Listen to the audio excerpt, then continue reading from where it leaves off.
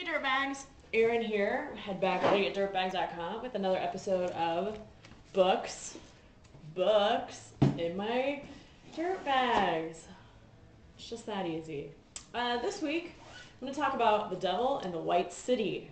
And most of you have probably heard about this book, and a lot of you have probably read it. And if you have, you know how awesome it is. This book takes place during the Chicago World's Fair.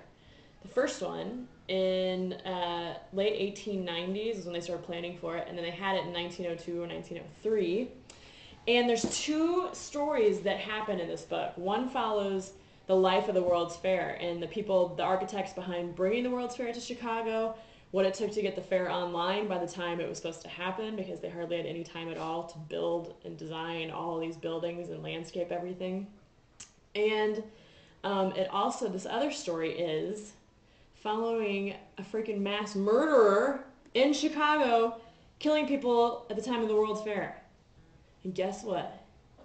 This story is true. It's true. It's real life. It's true. They think that he killed more people than Jack the Ripper. Ill. Anyway, to go back to the story about the World's Fair, you might think, really, that's just kind of boring. I don't really care about reading about buildings and grass and whatever.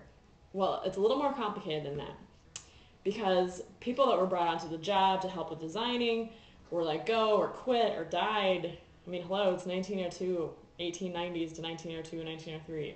You get a cold, you could die.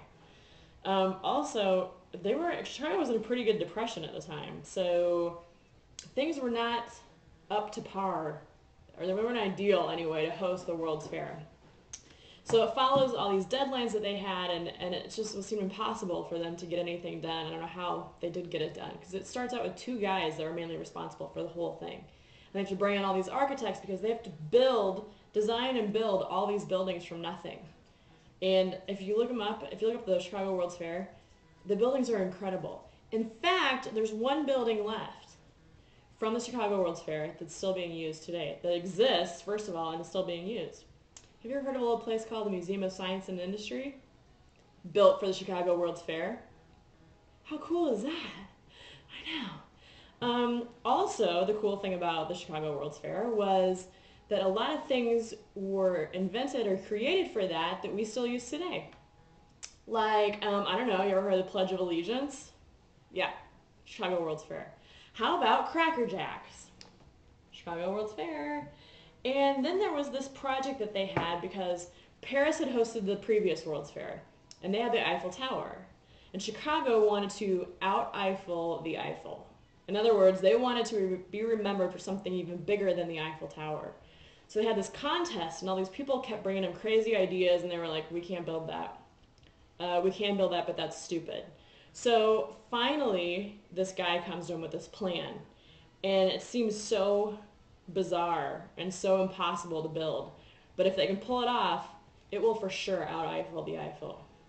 It was brought to them by a man with the last name of Ferris, and he had a big old wheel. That's right, Ferris wheel. Developed and created and invented for the World's Fair so they could out-Eiffel the Eiffel. And I think they did. On the other storyline, it follows this guy who moves to Chicago and starts murdering people.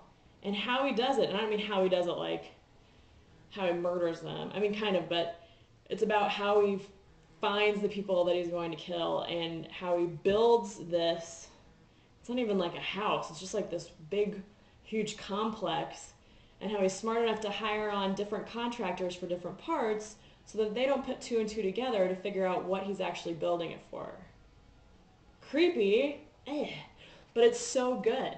It's incredible. Now, did I mention it's true? Yeah. So anyway, you should read this book because it's educational and entertaining / thrilling / kind of scary. Yeah. So if you haven't read Devil in the White City, you need to go get a copy and you need to read it. And you'll thank me for it when you do. So that's this episode of Books in My Dirt Bags. You need to check out Durtbagz bags.